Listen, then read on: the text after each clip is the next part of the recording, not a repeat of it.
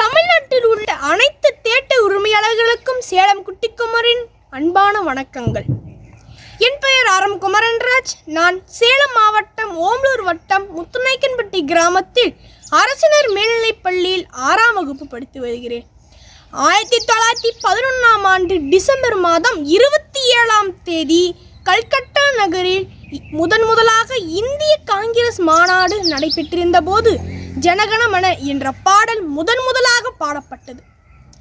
1950ஆம் ஆண்டு ஜனவரி மாதம் 24ஆம் தேதி தான் முதலாக ஜனகணமன என்ற பாடல் இந்திய தேசிய கீதமாகவும் வந்தே மாதரம் தேசிய பாடலாகவும் அப்போ இருந்த குடியரசுத் தலைவர் ராஜேந்திர பிரசாத் அவர்களால் அறிமுகப்பட்டது.